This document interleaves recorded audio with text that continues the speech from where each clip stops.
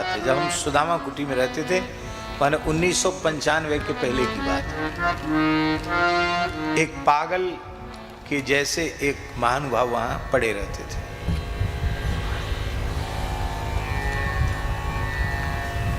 और किसी ने कुछ वहीं डाल दिया, कहीं खाने नहीं जाते थे, कहीं खाने मांगने खाने कहीं नहीं जाते थे, चुप रहते। वहीं किसी ने डाल दिया, उसी रज में ही ऐसी मिट्टी में धूल में डाल दिए, पूड़ी बर्फी या कोई चीज़ रोटी, उसी में खा रहे हैं। सुअर आया उसी में से खा के चला गया, कुत्ता आया उसी में से खा के चला गया। और वो देखते नहीं कि सुअर खा के चला गया, कुत्ता खा के चला गया, उसी में खा लेते। मैले पुराने से कपड़े, नख इतने बड़े बड़े, क्यों नख कभी काटते नहीं, एकदम अवधूत की तरह।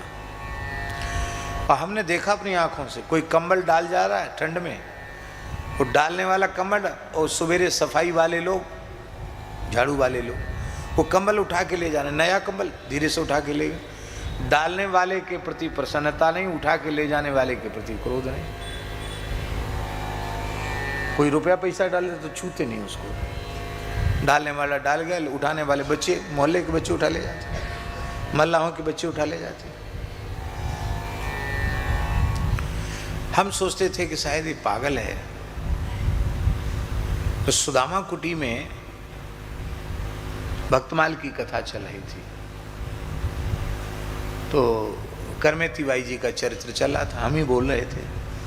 तो माइक कुछ गड़बड़ हो गया बाहर वाला, तो उनको सुनाई नहीं पड़ा होगा, तो वो सुनने के लिए भीतर आ गए उठ के वहाँ से। और बाहर अब तो पुराना उसको विसर्जित करके नया मंदिर सुदामा कुटी में बन रहा है, ठाकुर जी का बड़े भव्य रूप में बन रहा है। तो बाहर में देखा होगा आपने पुराना जगमोहन, तो पुराने जगमोहन के बाहर एक कुइयाँ थी, वहाँ एक बरना की लता थी। तो बरना की लता के नीचे वो बैठ गए, सुनने लगे। अब वो जाली, सींचे वाली जाली से हमारी नज़र पड़ी, मगर ये तो कथा सुनने यहाँ बैठे हैं। इस वक्त कथा सुनने बैठे, इसका मतलब है कि ये पागल तो नहीं, कथा में पागल क्यों आने लग गया। हम देखा कथा प्रेम से सुन रहे थे, और उसमें कोई प्रसंग आया, उसमें वो नीचे सिर करके एकदम आंसुओं की धार लग गई उनके। अब मेरी नज़र वैसे उधर ही जाए, मेरी नज़र, वो ध्यान उधर ही जाए बार बार। तो हमारे मन का भाव परिवर्तित हुआ कि ये पागल तो नहीं है, ये कोई संत ही है।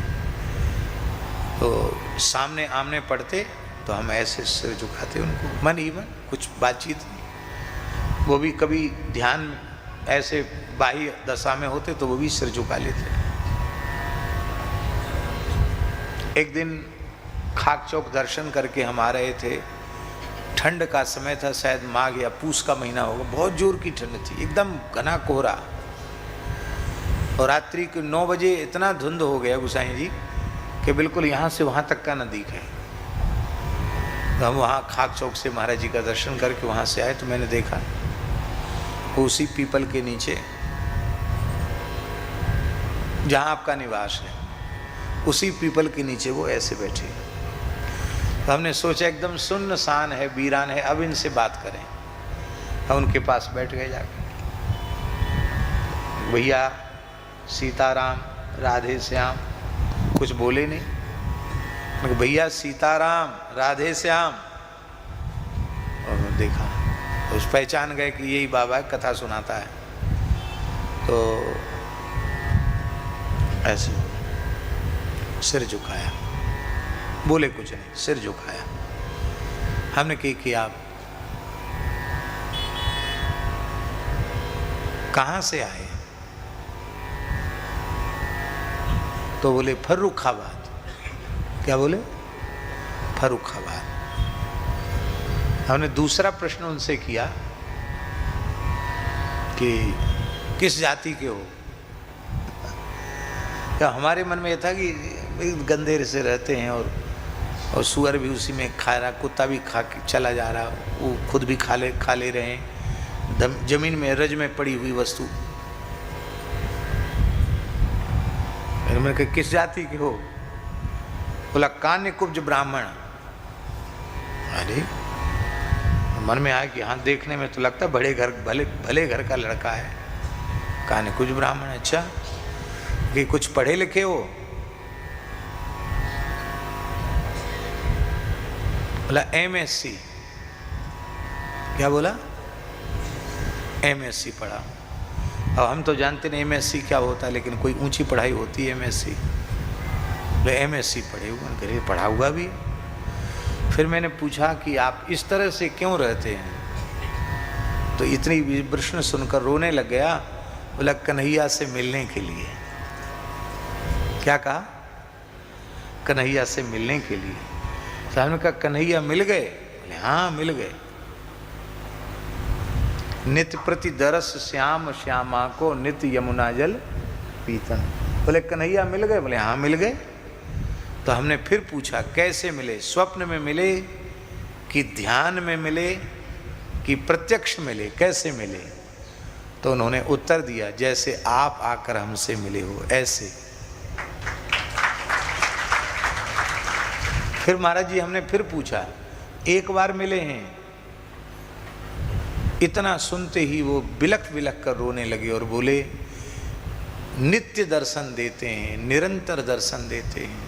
बस यही शब्द थे, नित्य दर्शन देते हैं, निरंतर दर्शन देते हैं। फूट फूट के रोने लगे एकदम बच्चे की तरह। अब उन्होंने सिर नीचे रख के कहा मेरी प्रार्थना है, आप कथा सुनाते हैं इसलिए हमने आपने जो पूछा सो हमने आपको बता दिया, पर इस बात का किसी के सामने प्रकाश मत करना। हम बहुत सुख में हैं, बहुत आनंद में हैं, किसी के सामने आप इसकी चर्चा नहीं करना।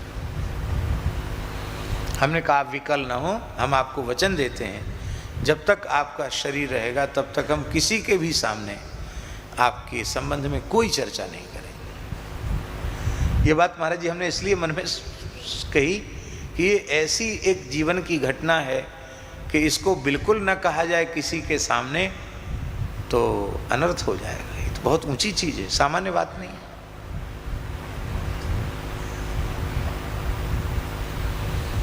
और ऐसी इस घटना के बाद फिर हमारी कभी उनसे बातचीत नहीं हुई।